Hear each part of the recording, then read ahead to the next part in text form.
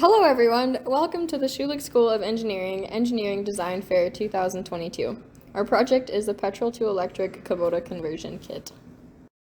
The goal of our project is to develop an open source conversion kit for remote northern communities to replace the utility terrain vehicles, or UTVs, gasoline engine with an electric motor. The conversion will reduce dependency on expensive fossil fuels and provide a long-term sustainable solution for Northern Indigenous communities. In northern Canada, electricity prices are significantly higher than the rest of Canada.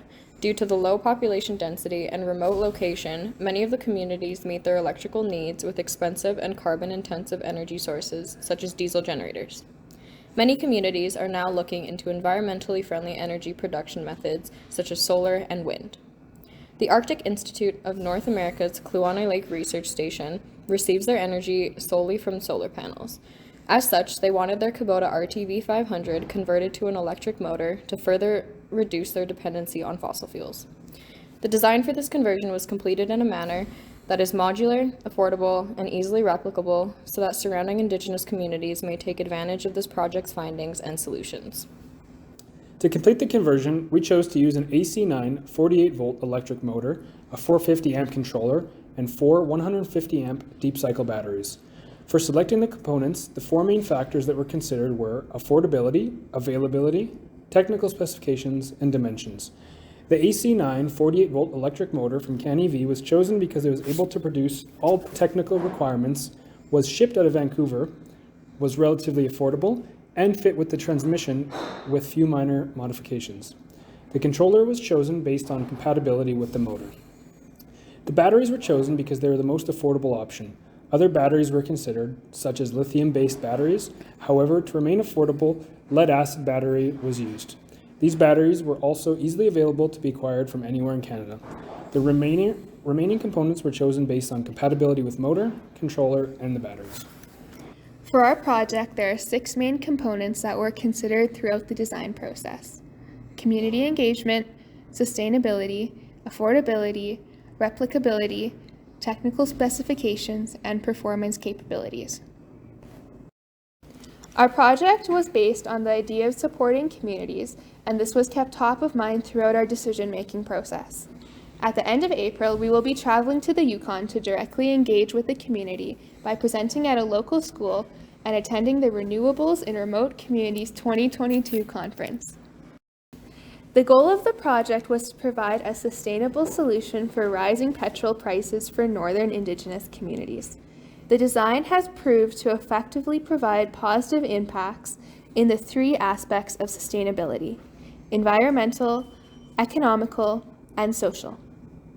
For environmental, by converting from the petrol engine to the electric motor, it will reduce greenhouse gas emissions.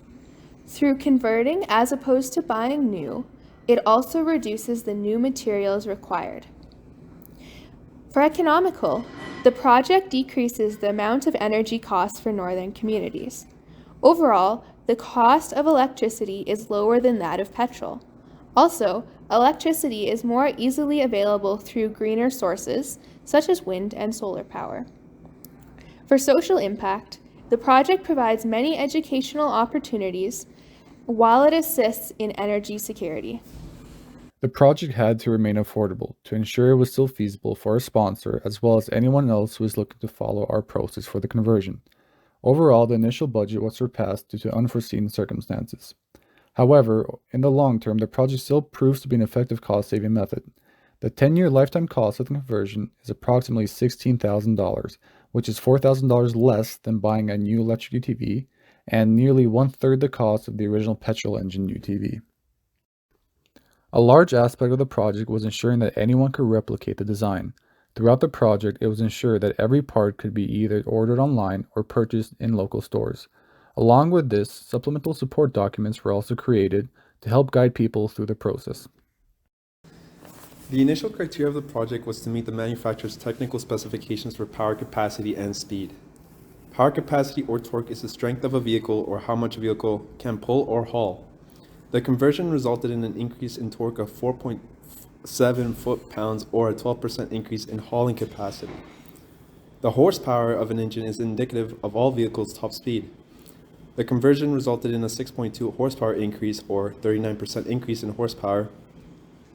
However, due to mechanical losses, we do not expect the top speed to increase by 39%, but do expect an increase in both speed and acceleration. The performance capabilities of the UTV had to be maintained to ensure functionality was not lost. This includes cold weather performance, waterproofing, and off-roading capabilities. Both the batteries and the motor were chosen based on their ability to perform in cold weather to ensure top performance in the frigid northern temperatures. The off-road capabilities of the UTV are provided through its mechanical systems, which were preserved. Effective waterproofing was also completed to ensure off-roading capabilities were maintained. In conclusion, our project was able to provide a petrol to electric conversion kit that will meet the needs of northern communities and reduce their dependency on fossil fuels. We would like to thank our amazing advisors, Dr. Carrie Black, Dr. Harry Penn, and Dr. David Wood. We would also like to extend our extreme gratitude to our sponsors, the Arctic Institute of North America, Kluane Lake Research Station, and the Yukon government. Finally, a special thanks to Tractorland Kubota Calgary for their varied support throughout our project. Thank you for your interest in our project. If you would like to learn more, come explore our website or visit us in person on April 5th in the Schulich School of Engineering atrium.